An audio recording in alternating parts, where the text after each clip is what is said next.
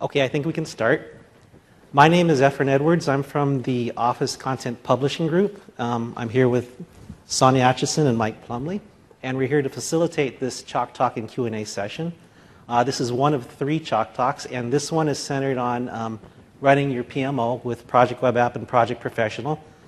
And these esteemed gentlemen up front are all Microsoft internal people that work with project engineering from the engineering team, MCS. We also have Brian Kennemer.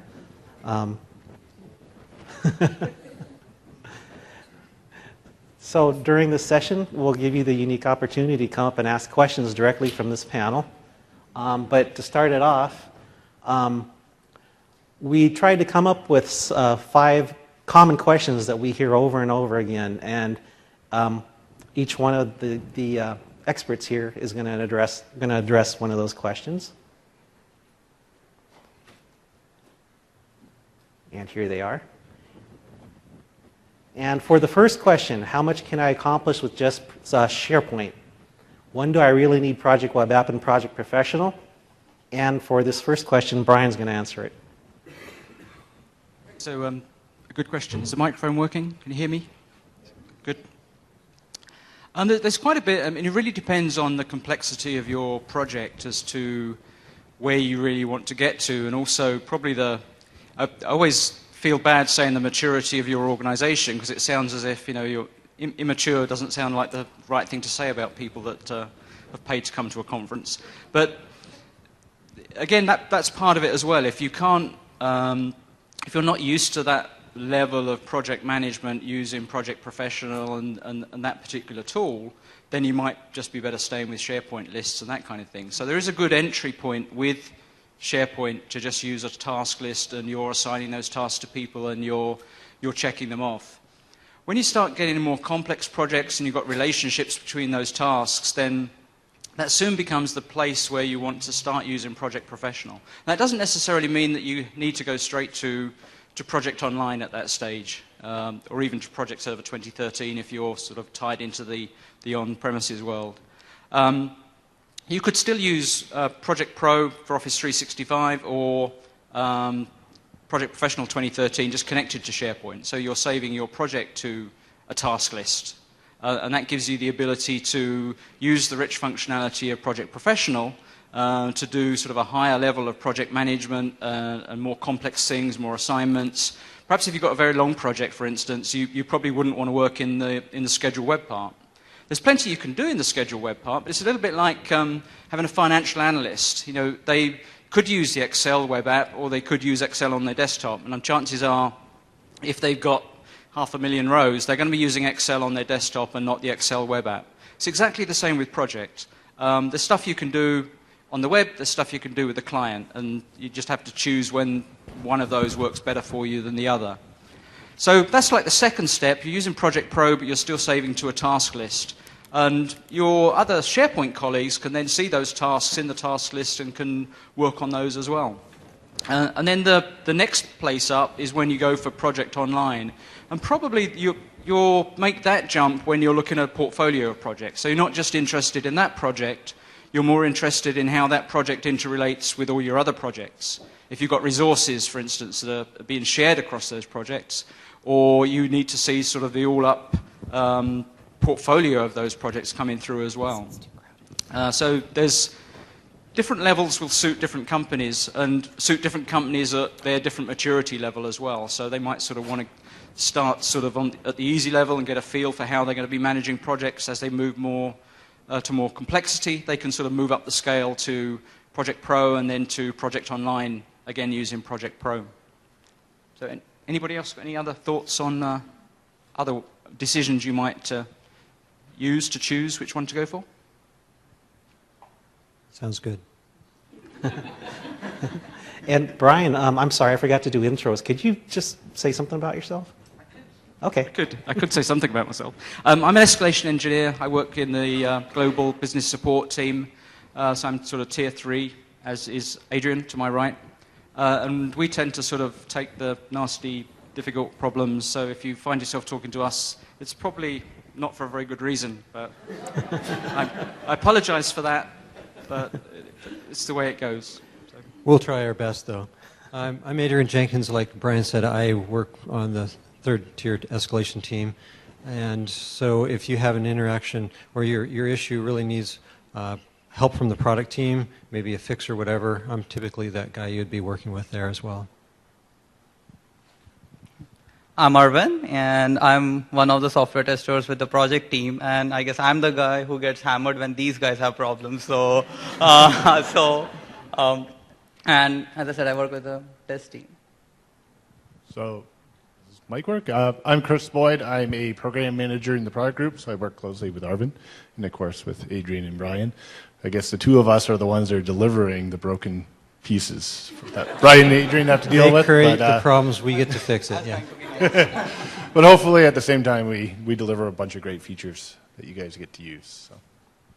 I'm Brian Kennemer. I am one of the partners. I'm not with Microsoft, but I work with a couple of different partners, and I work with customers often to help get you to these guys and help describe the problem, but I do deployment consulting, and I spent 5 years at Microsoft Consulting Services, actually working with Kevin, doing in the MCS team that did project server deployments, and I've worked for several partners. Right now, I do some work with Delta Bond, is one of the partners downstairs.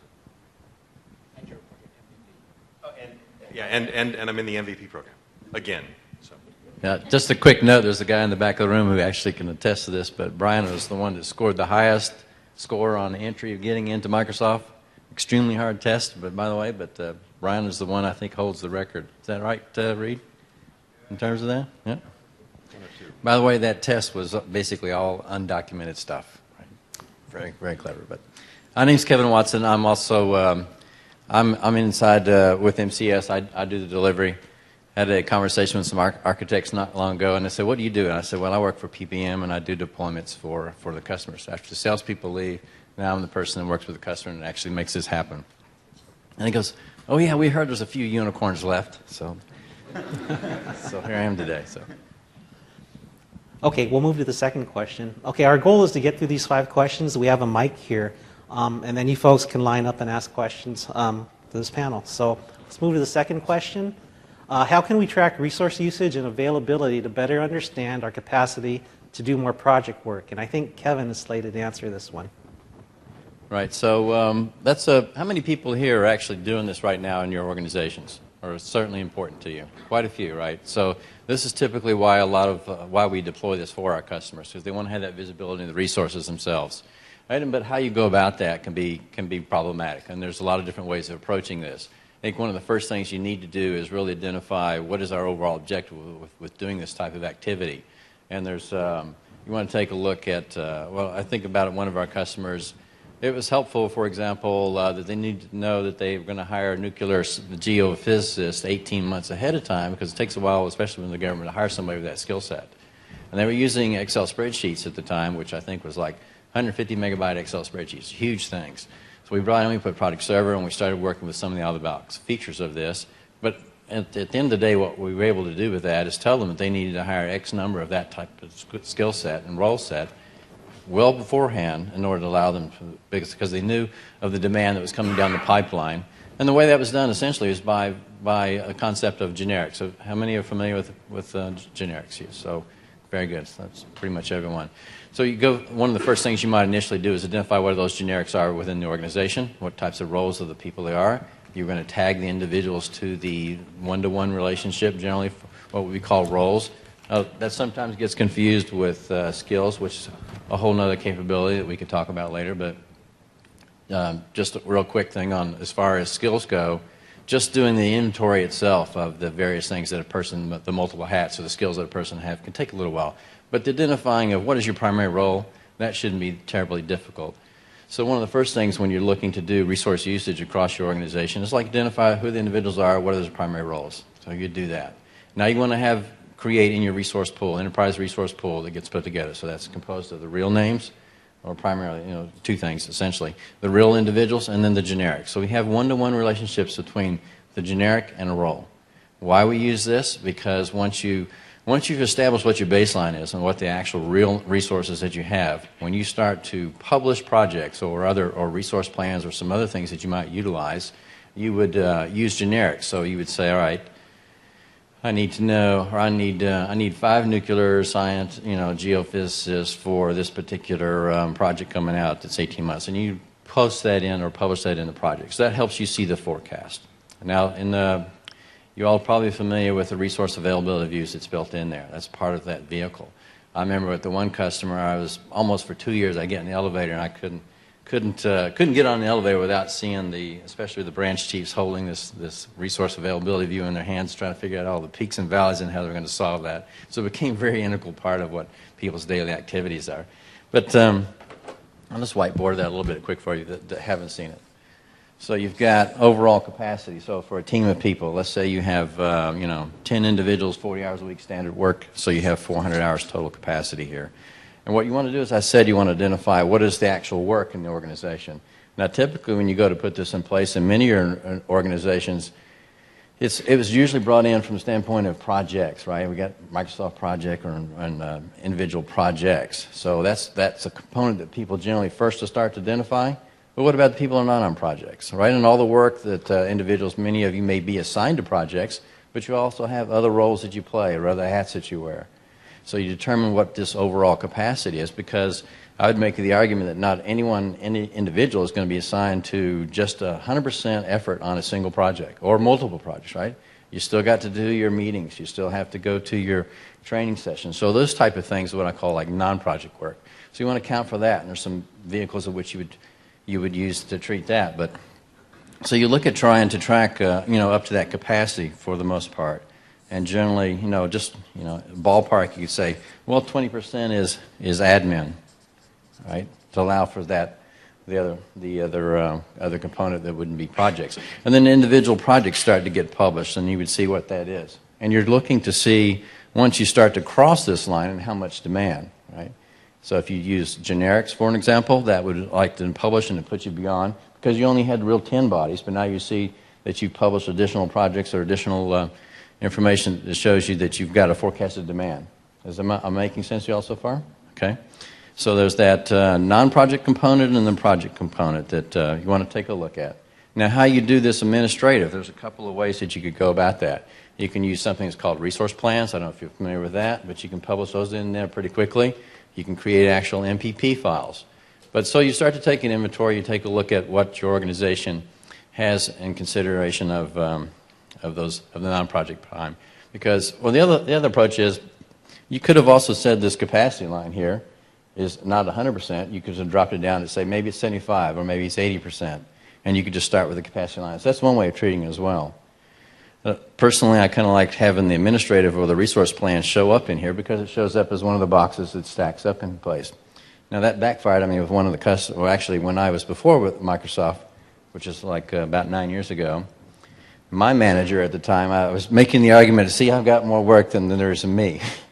And what she did is she went over here and unchecked the box over here for administrative plan and dropped it all down. So got to be careful about the visibility of that. The other component is, so it's a little bit hard in how you deploy it. So what I generally do with a lot of the customers is, we use this crawl, walk, run scenario. And often you'll start with the project managers themselves. So the first thing I say, even if they don't know how to create an MPP file, which in some cases that's where we start from, you have them publish a project and they account for their time that they're spending against that project. So you can publish one line. So they start on this project and say 1 year later it goes to this date. And then I have them assign themselves a certain percentage of their day or the week toward that. And so all those get published in here, and they start to stack up here. And now you see what the availability is. A current customer, that's a very real scenario. They had 100-plus projects coming down the pike, and there's only 10 of these project managers. So that was the first bottleneck in that organization they had to deal with. If they're going to take more projects, do they even have a project manager to manage it? Forget the rest of the resources, haven't identified yet, just even the project managers. And since those are the critical component of which then will actually publish the information, the tool, the data that goes into the tool is your MPP files. So it's real important to get the project managers to fundamentally understand and account for their own time before you have them do it for the rest of your organization, because they'll start to be assigned to different tasks and so forth in projects. That makes sense? So get the project managers first is the best thing I can say in terms of getting them to understand that.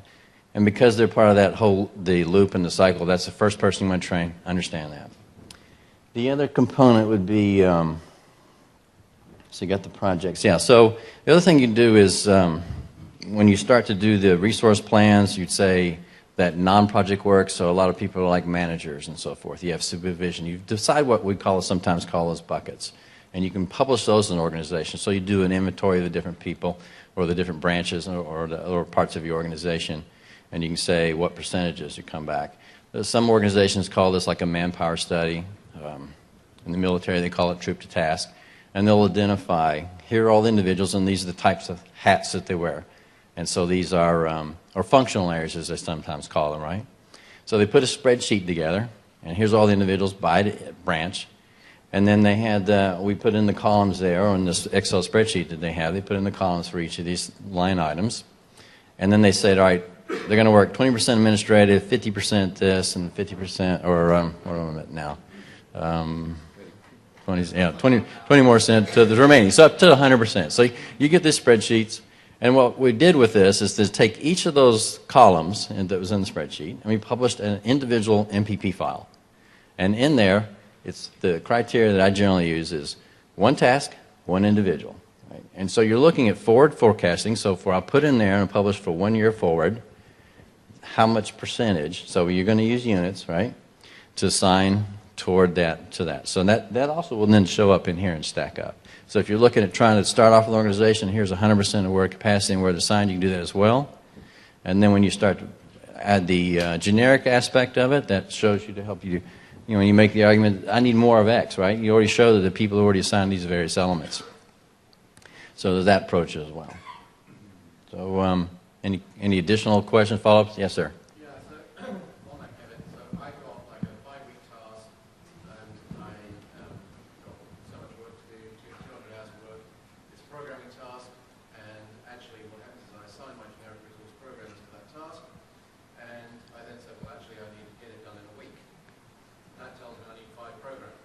Yeah, you need to hire more, correct, right, if you want it within that week, correct. So now I need to replace those 5 generic resources with named individuals. And of course,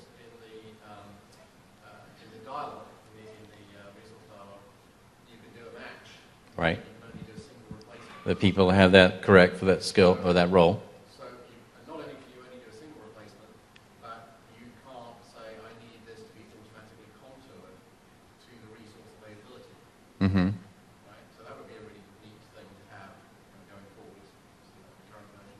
Hear that, product group? Yeah, that's excellent feedback. We're listening as you. Going back to the first bit. Yeah. So what's your recommendation around, this is a question we get all the time. Mm-hmm. What's your recommendation on how they deal with that approach?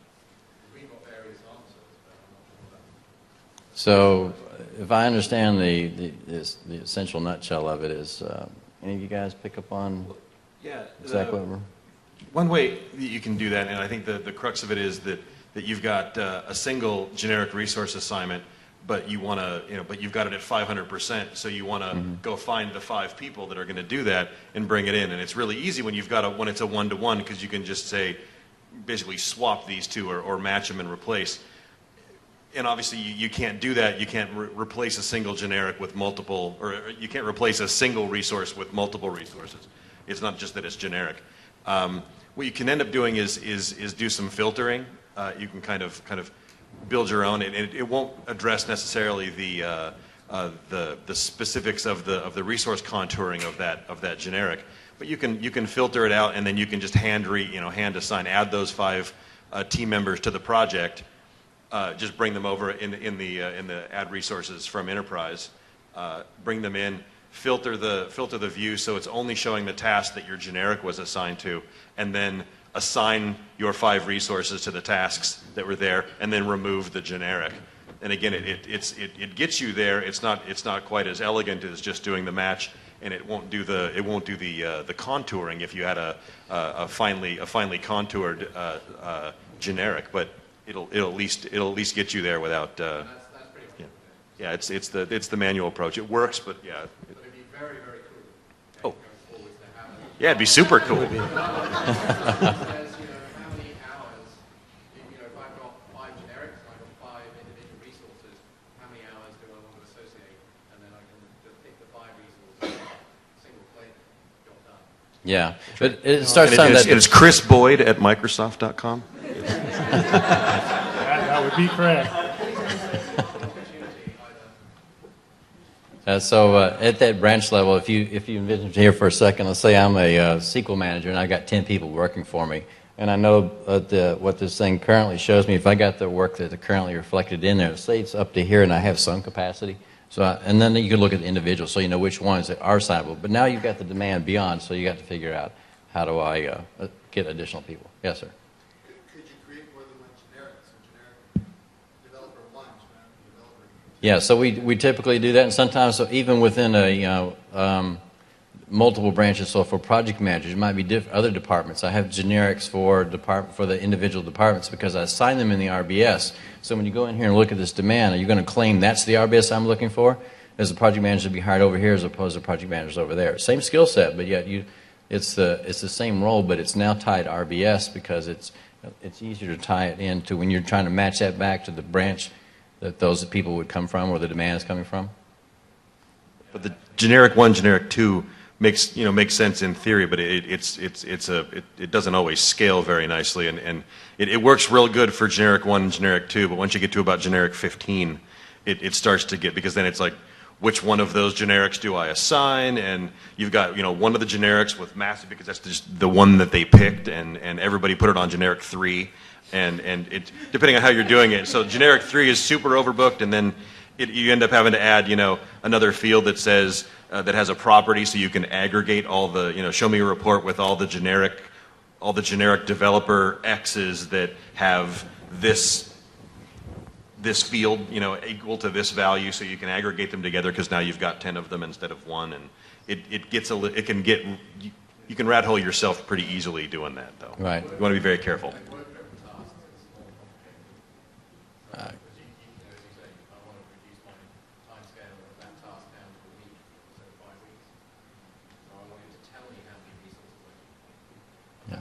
I've seen generic creation to where it's down to, so typically some organizations will hire contractors to fill certain roles, and it'll say generic contractor XYZ, and you might create some of those that you would use to plug in as well. Sounds like there are a lot of great ideas here for how to do this better, and we certainly understand that. Kelvin, there's a person that you could talk to, and I can get you in touch with him, because he's looking for all of these types of ideas right now. Okay, maybe we should move on to the next question. Yeah, I would say real quickly this. I mean, there's quite a few other sessions. I think the other partners have written some advanced tools that will actually augment the out-of-the-box capability that drills down into this component, because it's very important to a lot of organizations, right? So we only take it to a certain level. Again, I would probably encourage you to take a look at some of the other partner solutions. There's quite a few out there that help leverage and add capability here. Okay, thank you. Going forward, I ask that you kind of hold your questions till we get through all 5 of these, because I want to make sure that everyone that came in here, at least we can answer as many questions as we can before the session ends. So for the third question, how can we track our overall spending on projects to better understand our ability to do more with our budgeted dollars? And Brian is slated to answer that one. All right, I got I was panicking for a minute. That's right. So I got the easiest question. This will only take like 10 seconds, so we're all good. Cost. I mean, so the good news is that you can get a long ways with project doing on cost, but one thing we always end up having to talk about at some point down the level of maturity is that project is not a full cost accounting system. You can track some costs, you can track rates and those kinds of things, but if you're looking for full project accounting, there are whole companies that do just that, or whole divisions of Microsoft that do just that. But project is primarily a scheduling engine for doing task and resource management, but it does obviously have some good inroads into the cost area. One of them is just straight assigning resource to tasks, and it ends up going a long way hand in hand with what Kevin talked about, and where some people end up with some problems is the level of detail they want down to the penny cost, yet they want to assign their resources at this very broad level because they don't know exactly how many hours someone's going to work. And so it's somewhere in between those you end up with a point at which there's an acceptable bit of fuzziness in your schedule and in your cost. And normally with scheduling, you can be a little fuzzy. People are okay with that. But as soon as you put a dollar sign in front of something, suddenly they want it down to the cent. And so you definitely want to be careful with what level of detail that you're going to build your overall project model, assigning your resources, because to a large extent, the costing features in project are directly related to the resources that you're doing. There are things like fixed cost fields in project. I tend to try not to use fixed cost. I tend to try and do with resources.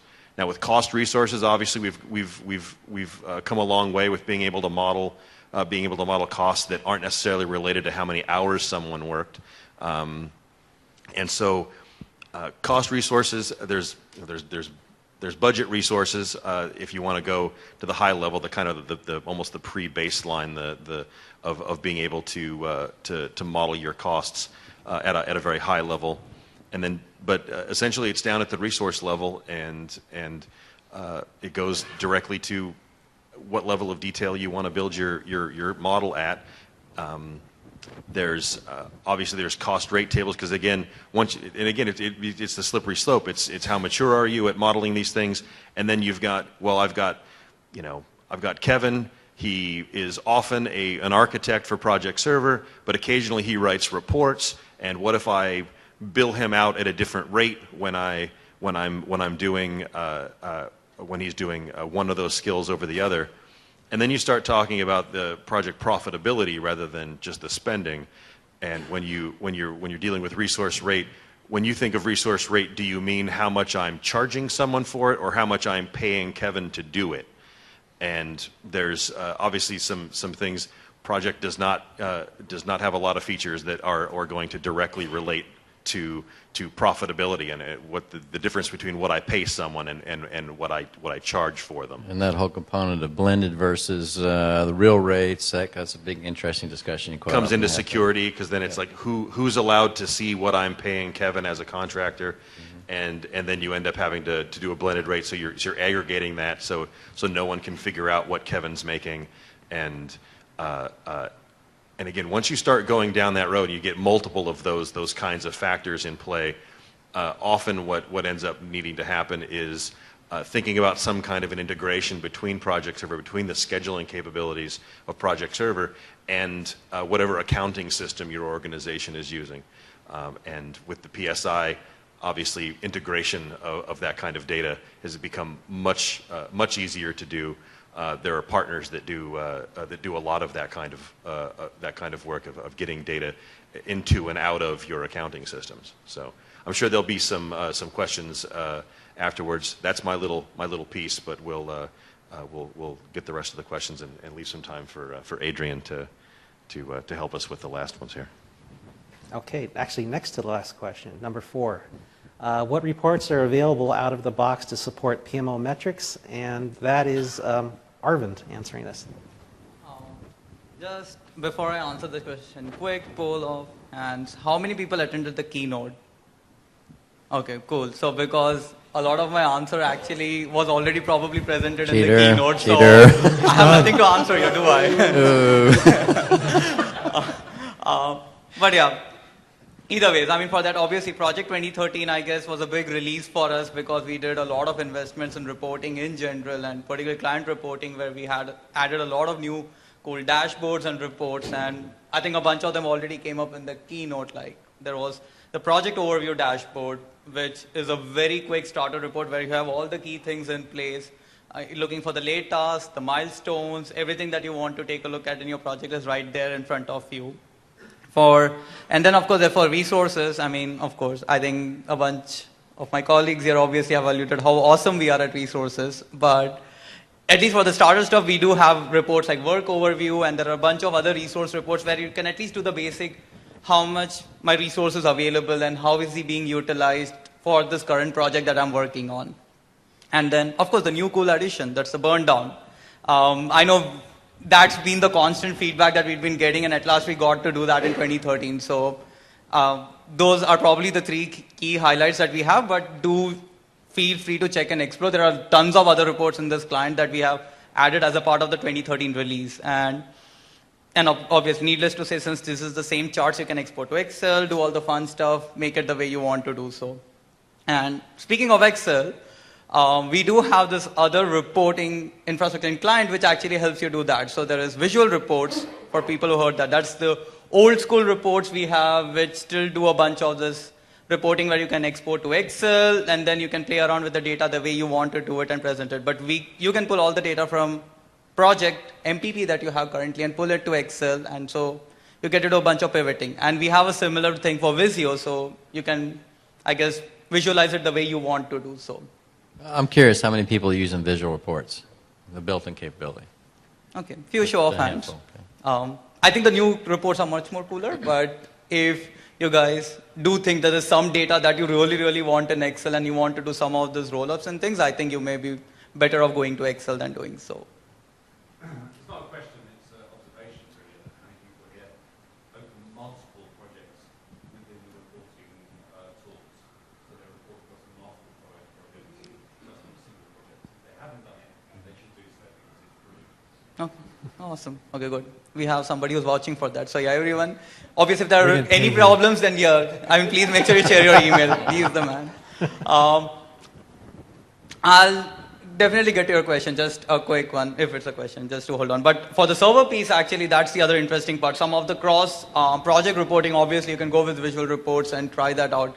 But if you have project server, and project online as well, we have actually 3 out-of-the-box reports that we come up with, and one of them is actually the Power View report where you have the project overview dashboard. If you guys have not seen it, I would highly recommend you guys come, and obviously you guys can come to the booth and check out that report. I mean, we have all the data in, and you guys can see how you can look at the data and pivot around it. And for people who have not explored Power View, please do so. It's a really great tool that's come out with this new Excel release, and it's giving you a bunch of this BI that you guys have been looking for all the time.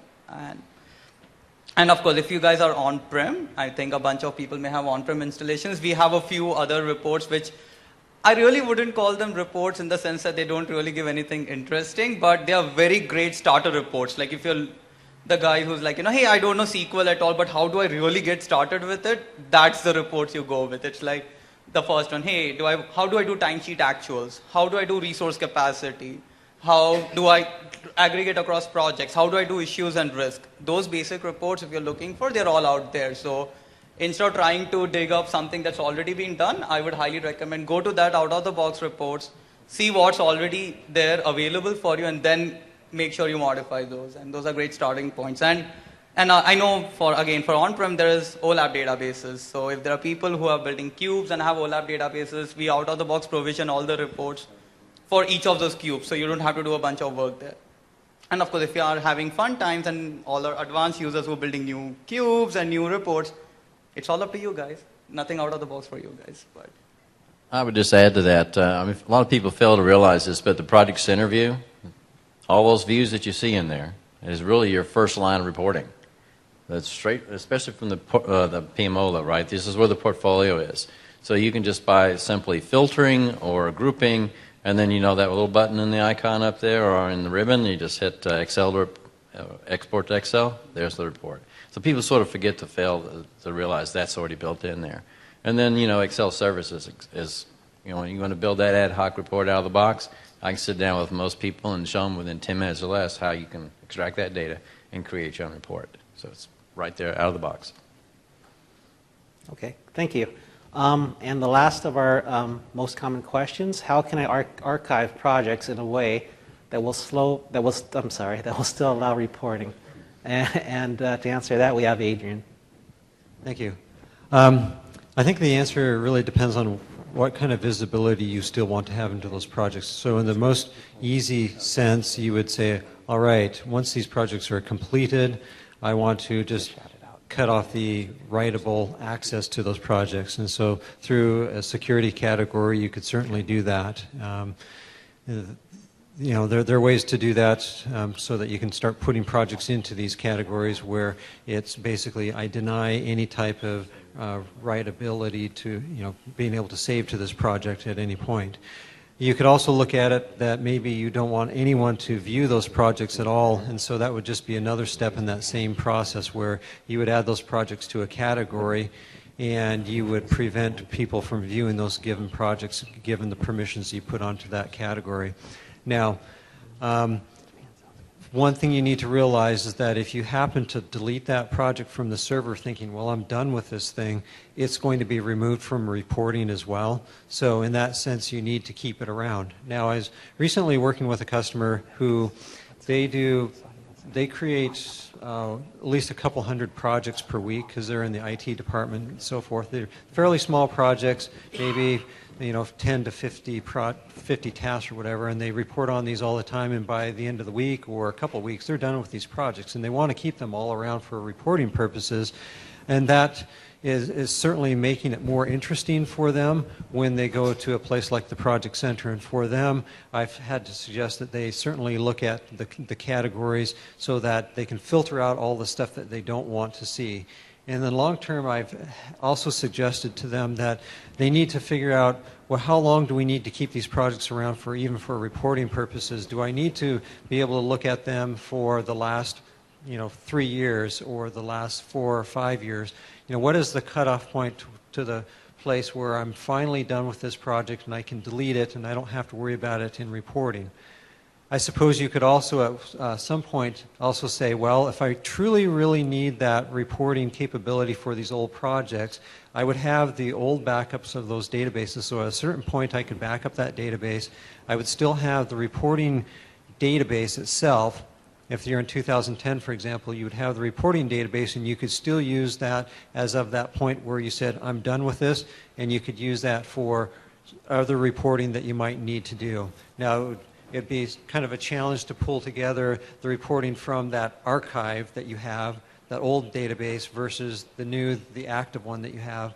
But it's certainly something that can be done. Now with 2013, of course, everything's all in the single database, so you would have to come up with some way to say, well, if I want to take that old database and still have it around so that I can do reporting against it to see what I did 5, 10 years ago, then you would have to have some mechanism for trying to choose how much of that data to keep in there. I suppose you could go through and delete the projects from the archive if you have them archived, so that essentially you're left with a shell of the projects, and then you have, of course, all that data surrounding them in the reporting database.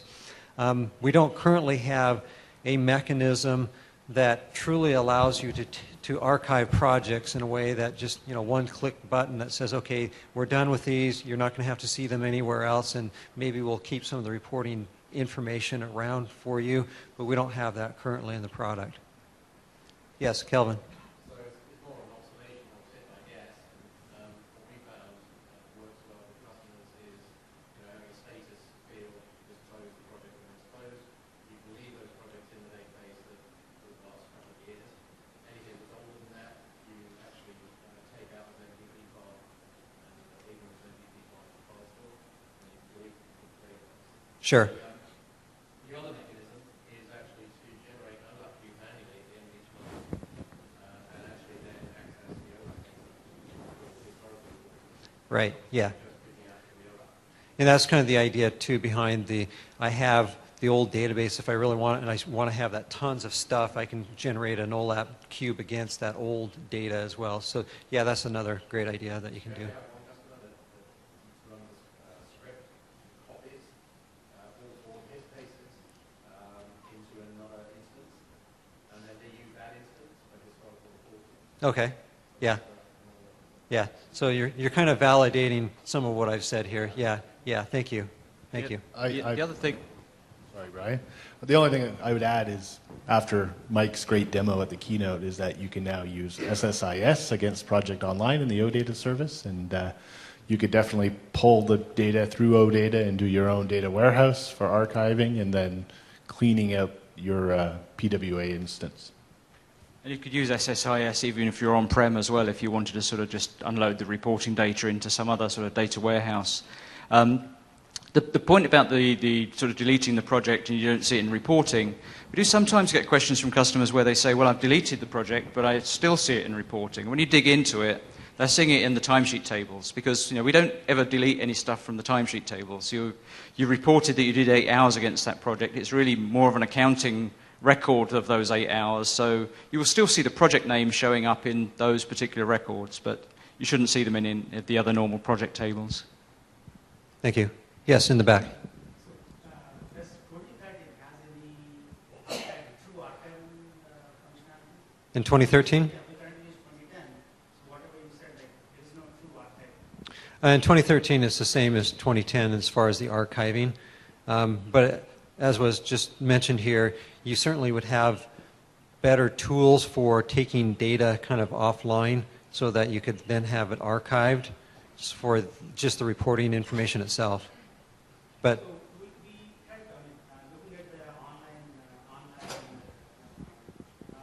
project community, like we tried the security option that you mentioned, but we came across something else. The more and more you define the security categories to limit the number of projects people see, then you get into the performance issue. If you have like number of views defined, project center views or resource center views, and the number of people have very detailed security. you probably have a lot of RBS set up, don't you? Yeah. Yes. Okay. So then you get into another issue of like performance, like getting to a True. Yeah. With all of these solutions, it's something you're going to have to try out, and it may or may not work for you. Sorry, that was Efren. That wasn't me.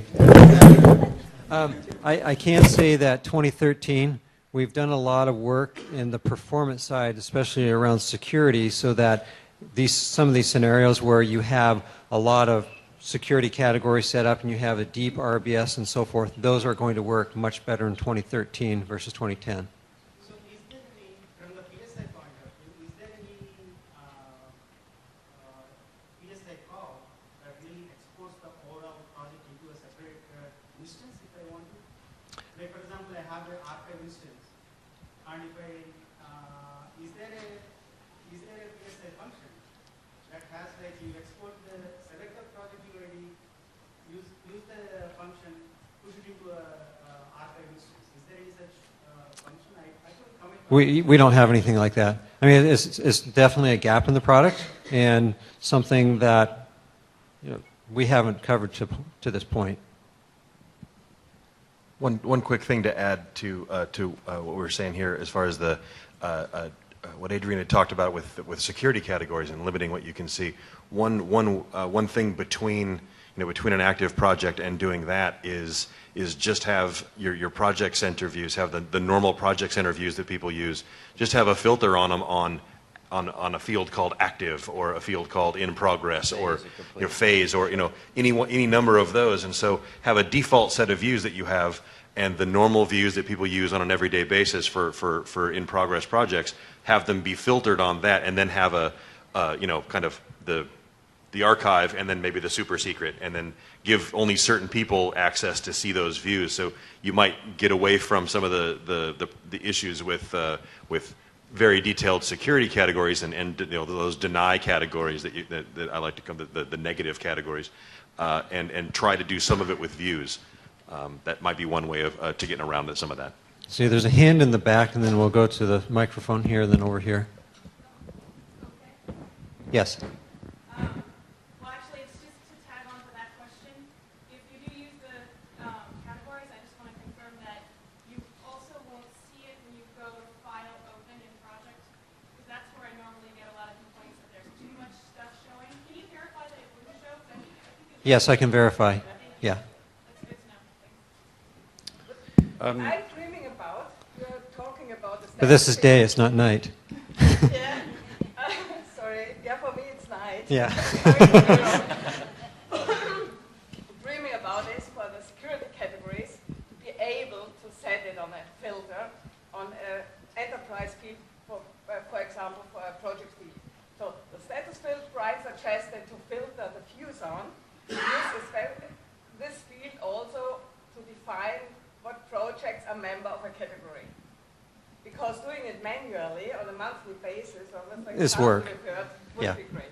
Yeah. Chris, I have a spec written for that, by the way. Yeah. Lots of specs coming out from this hour. Well, the other ones were ideas for specs. I actually have it written.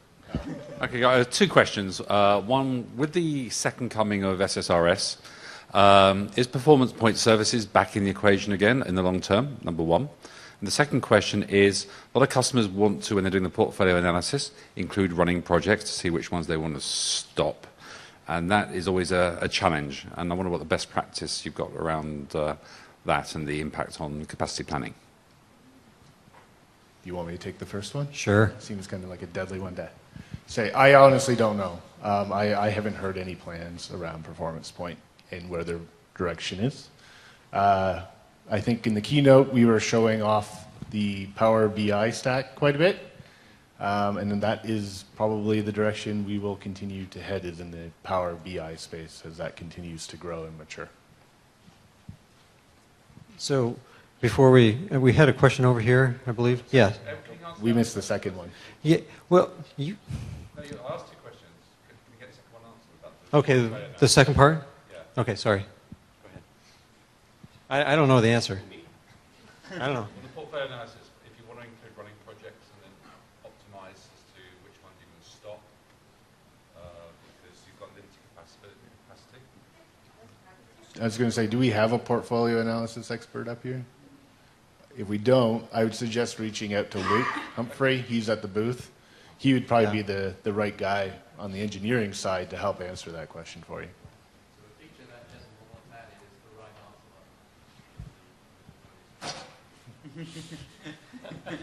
right answer. And Luke would be the guy who would write the spec for you. So I chat with Luke. I will have a word with Luke. Yeah. Let's go to the question that was right here first. Yes, I had two. One is a follow-up to the question about adding maybe a custom field that shows what phase your project's in, and at what point in the nasty SQL query that's behind the project center, does that filter get applied? Is it late, or will it really improve performance if you have 5,000 projects in your portfolio and 3,000 of them are archived? Will using that filter built into the view significantly improve performances, or is all the data coming back first and then being filtered? You see where I'm going, right? Yeah. Yeah, it gets applied at the SQL tier.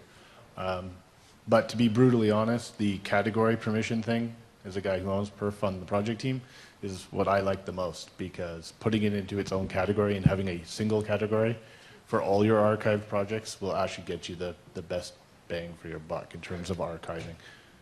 But it's two issues. One of them is whether you want to restrict update privileges, and another if you want to have it disappear from the real estate that users have to navigate, right? Yeah, I agree. But it is getting filtered out right. We're back to the mood lighting.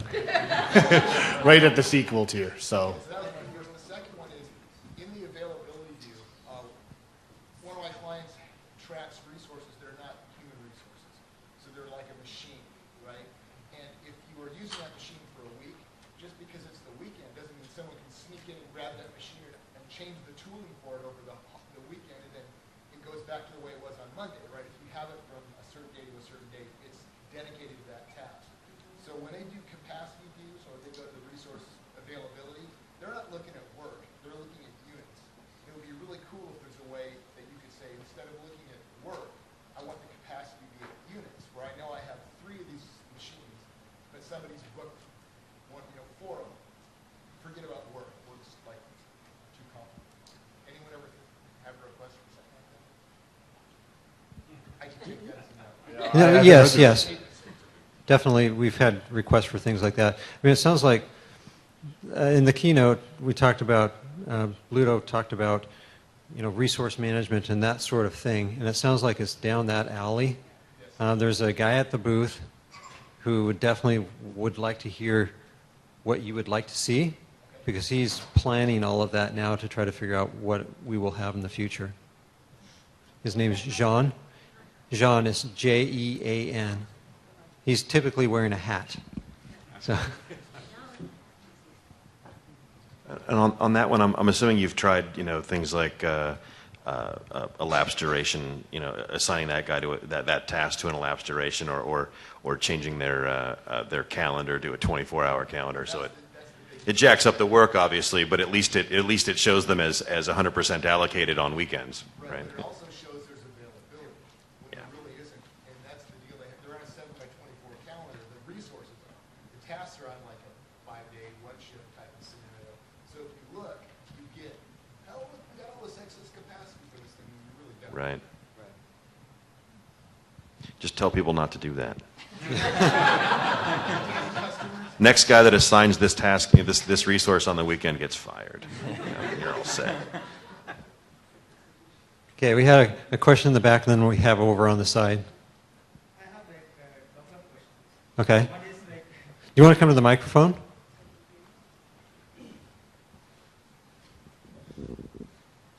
yeah, when it comes to patches, CUs and all that, like I always depend on Brian Smith's page. And now with the people have empowerment, anybody can put anything on the side, internet, it gets very tough for us to understand what is the best answer or the best information. Earlier, we used to have very limited number of pages where to go and find information. What is the current patch or current SP or CU? Now it gets like, you get 10,000 results coming back from internet. So It's still just Brian's page. I know that's what I'm depending upon. But there are other things that when we search for information, we need to, is there a way to identify the golden source of information on the product? Is So- there, yeah. We have a bunch of doc people in the corner. Do you guys want to field this one? Spending like Sorry to spending put you more guys time on the on spot, spending more but- time on identifying what solution is correct.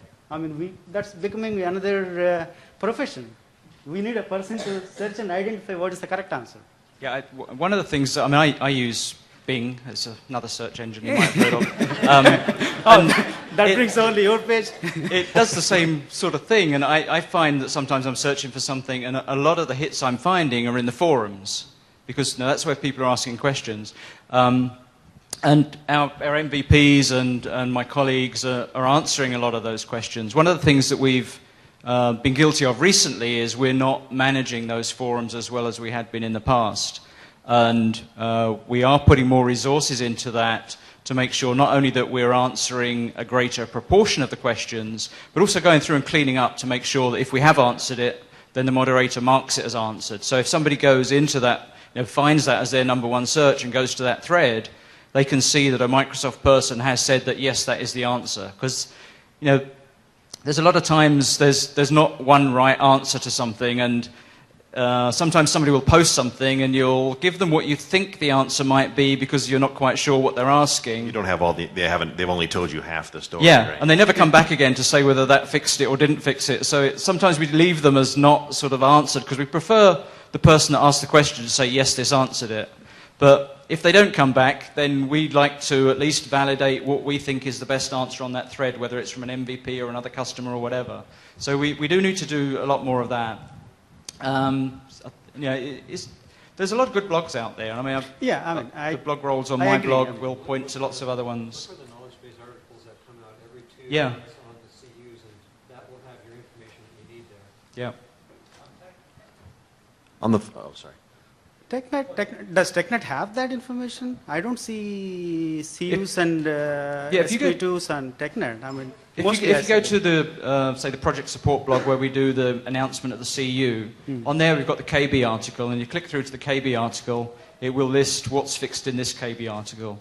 Sometimes you have to click through because if you've got a roll-up KB, it may include several others, so you have to sort of click through to the project server hotfix. No more. It's an easy way to find that information. Like you keep clicking through multiple things to get to one answer. It is a common question that I've been asked more than once already this last few days is, okay, but it's cumulative, so how do I know what else is in there without going back to Decembers and Octobers and Augusts and June? And that's something that we're trying to get our head around. Is there a good answer to that? Because potentially we could sort of gather that together in one sort of long-running article, and the guys over in the corner will be having discussions with them on how we surface some of this stuff. But the tricky bit always is how do we get the right information in the KB? And Adrian does a lot of the sort of editing of what goes into there, so that it's actually meaningful to somebody. Because we want it to sort of tell you what the problem is that we fixed, but it's sometimes very difficult in a sentence or two sentences to really sum up whether that's something that the average person is going to run into, or it's a sort of a 1 in 100,000. If it's a certain phase of the moon and the planets are in line, then you might see this problem. Some of them are like that. You might read the KB and think, oh, this is falling to pieces. But in reality, it's a very sort of set scenario where that kind of thing will happen. So it's getting that balance of getting all the right information out there without sort of scaring everybody with this huge long list of things that we've fixed since RTM. One thing on the forums that he talked about, and there are some people, some moderators on there that some of the MVPs and some of the Microsoft people, they go through and will mark those things. One thing though, when you're going through and you get that thread and maybe it hasn't been marked, but you can go through and you can see there's been 10 answers in this thread.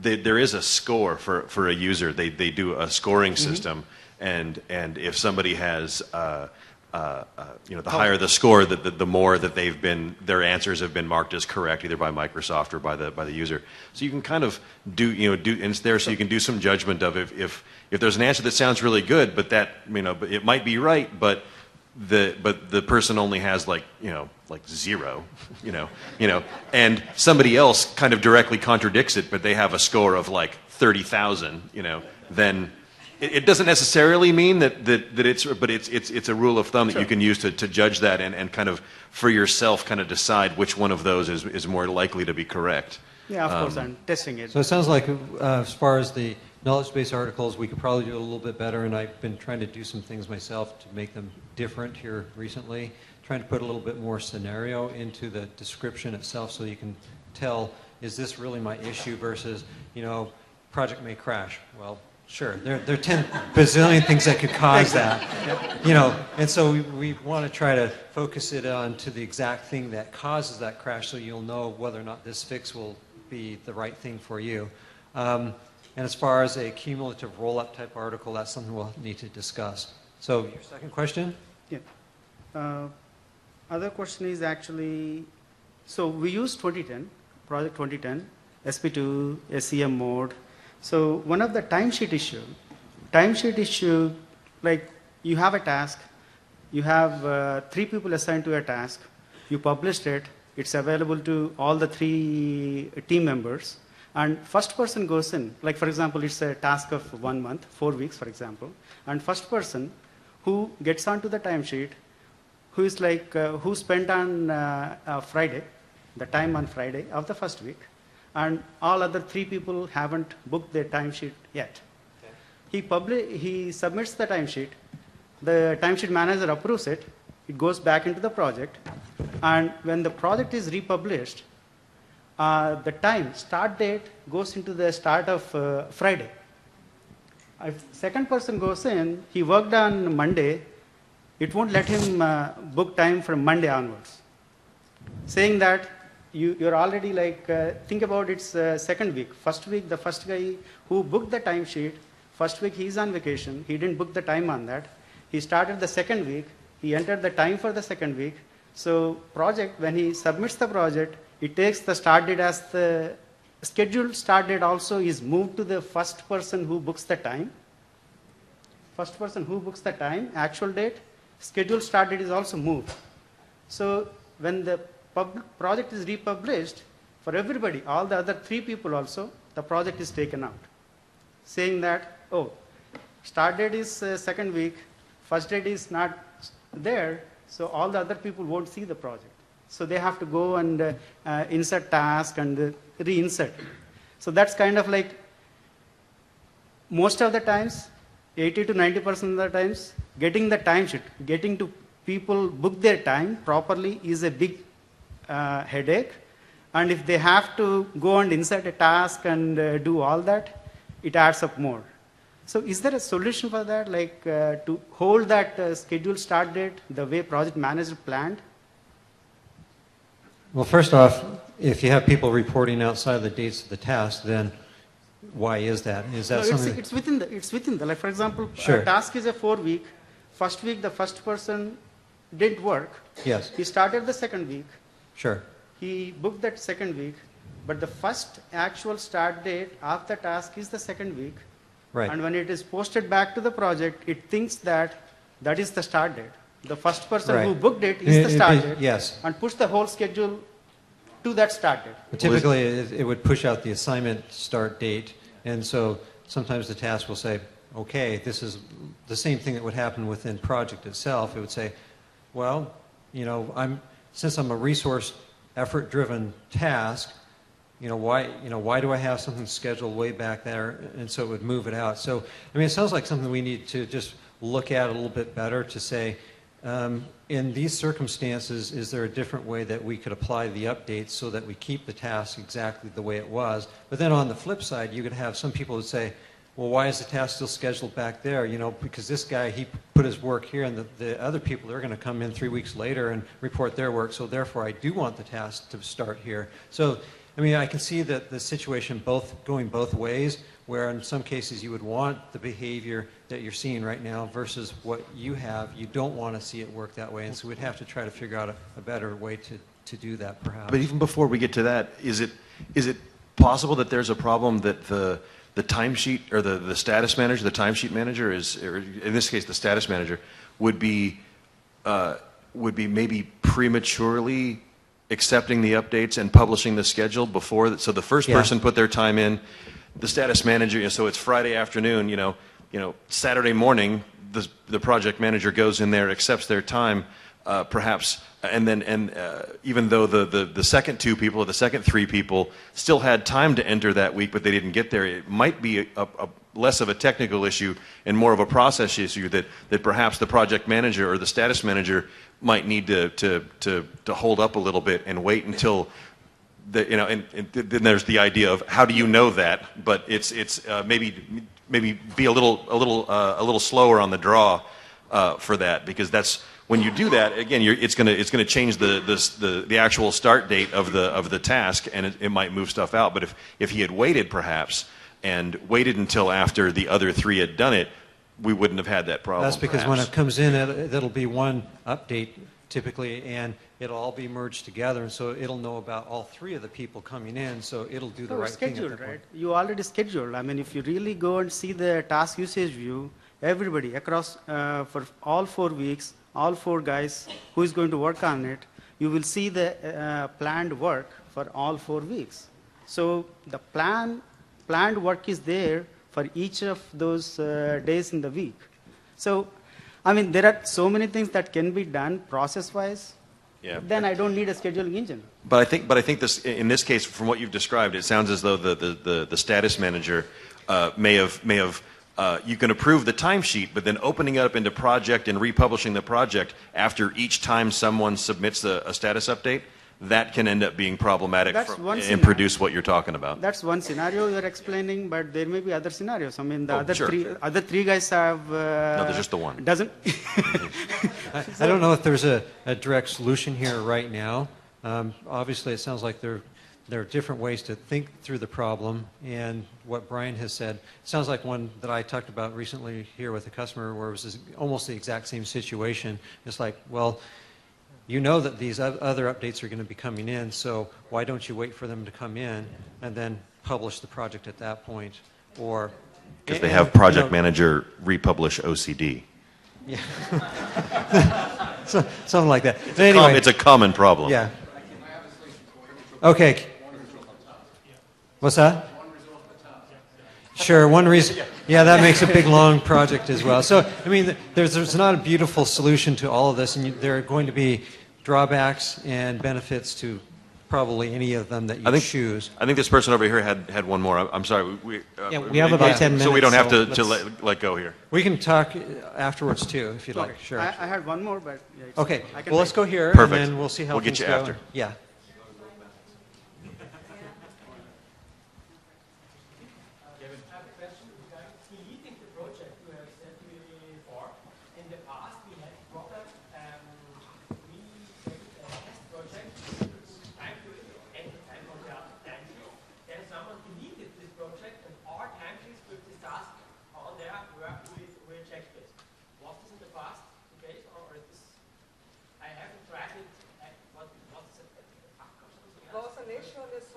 many hot fixes new. That was in the very beginning. I think the question was that in the past, or maybe even now, that you would have kind of in-flight timesheets, some timesheets that had not been fully accepted, and the project was deleted, and then at that point, then you could no longer accept the updates to those timesheets. Is that correct? You couldn't accept them? It was already approved, I think, and then it was suddenly rejected. So, when the task was deleted, the project was deleted. It was an issue with RTM for 2013 and it is solved. We are using still 2010. Okay. And single entry mode and fixed approval routing. Time to upgrade. I don't know. Super. No, it's from...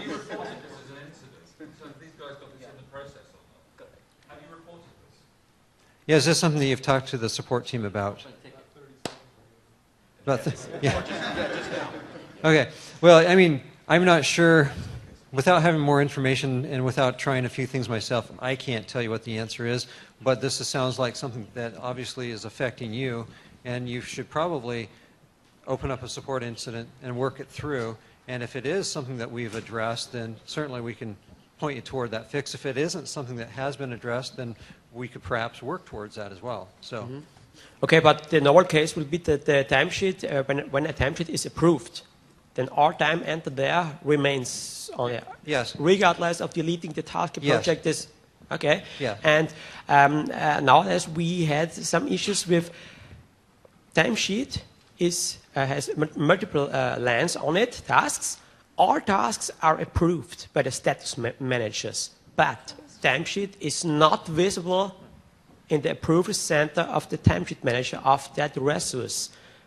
This happens nowadays sometimes, I don't know why, and after then, if I try to record the timesheet, suddenly it shows that a task is awaiting approval. Normally, a timesheet cannot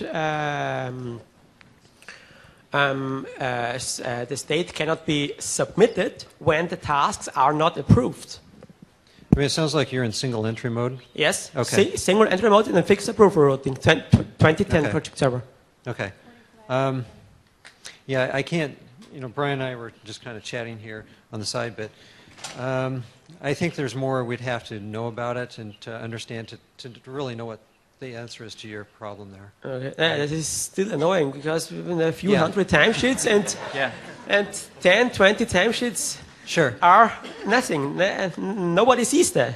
This is getting a ticket in and getting them your information and possibly getting them your database, they're going to be able to dig in there and really see it for you. I have already looked with the PSI. I've written a PowerShell script. All is okay. I have also looked in the published database and in the reporting database. All tasks are set to approved.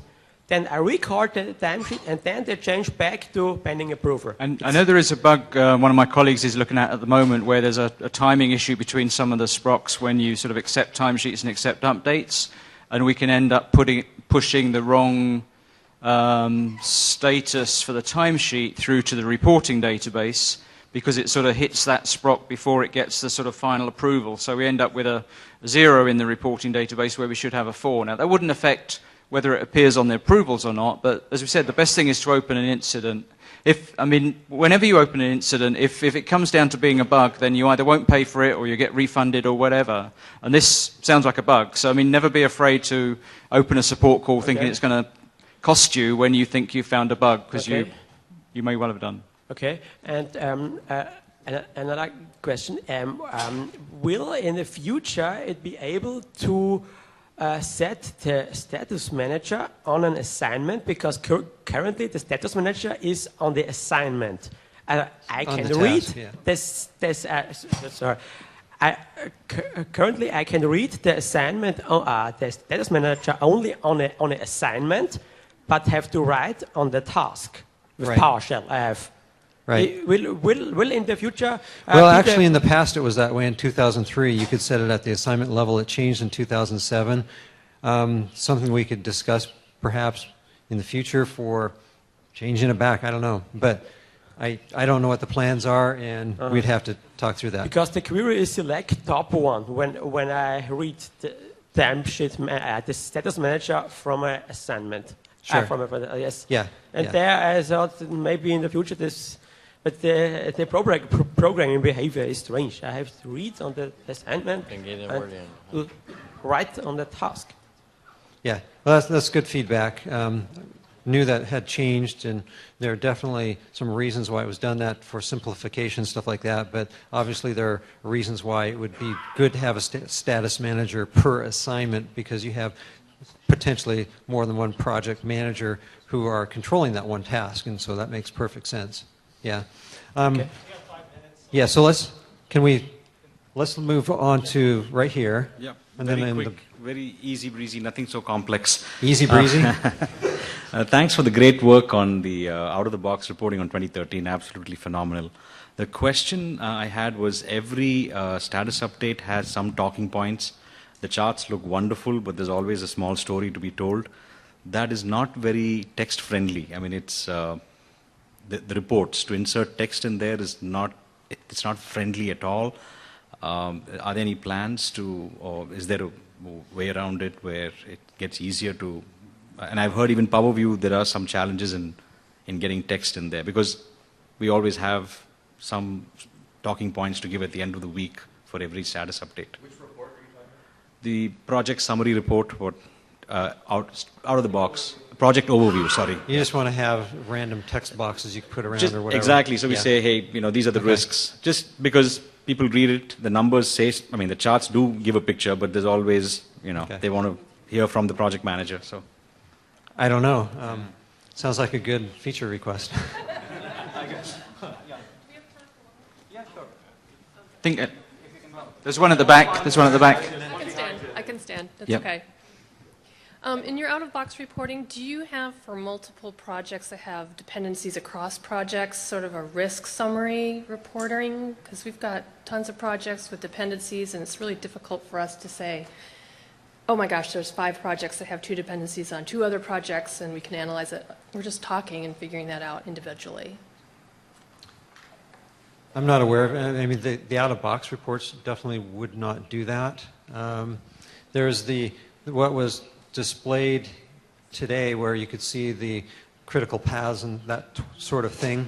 That can work across projects, but of course that requires that you have everything open and so forth, and it doesn't really help you filter it down to maybe exactly what you want to see. And I would ask if you're using deliverables feature that ties those dependencies, and I think that report is actually built in there, so it identifies the deliverables. So if you've got them tagged already, it should show up. Sometimes there's some things you can do out of the reporting database to Yep. kind of look at that and Customize it.